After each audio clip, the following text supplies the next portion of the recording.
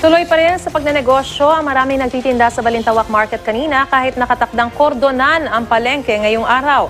Muli ring nanawagan ang mga tindero na huwag nang ituloy ang pagpapasara sa palengke. Ang mainit na balita hatid ni Bam Alegre.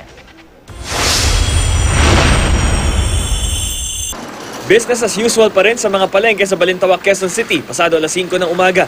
Pero sa gitna ng aktibong komersyo, tahimik na mababanag sa mga nakapaskil na papel ang ikinasasama ng loob ng mga tindero at tindera. Nananawagan sila na wag nang isara ng pamahalaang lungsod ng Quezon City ang pamilihang kinagisnan na ng karamihan sa kanila. Posible ngayong araw na kasi kordonan ng mga otoridad ang naturang palengke. Naglabas na ng closure order ang QC City Hall noong nakaraang taon pa dahil unsanitary o dugyot daw ang naturang palengke. Ayon sa pag-aaral, diretso raw sa Toktokan Creek ang dumi ng palengke. Hindi rin daw malinis ang mga slaughterhouse o katayan na nandito. 2009 pa raw naghihintay ang lokal na pamahalaan ng tugon sa management ng palengke kung paano ito masusolusyonan.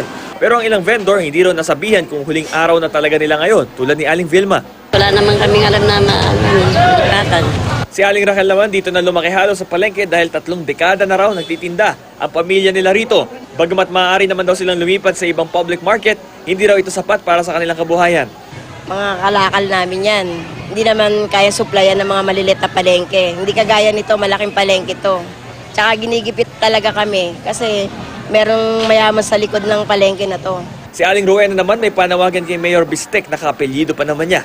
Sana naman po tulungan kami na hindi kami mapalis dito sa palengke kasi po marami pong magugutom.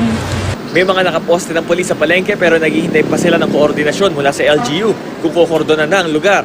Sa ngayon, hinahayaan pa raw ang mga vendor na ubusin ang kanilang mga paninda. Ayon sa opisina ng QC Market Administrator, pinoprotektahan lang daw nila ang mga consumer na bumibili rito ng pagkain. Sa dami raw ng violation ng palengke, kailangan na raw nila ipatupad ang closure order. Bam Alegre, GMA News.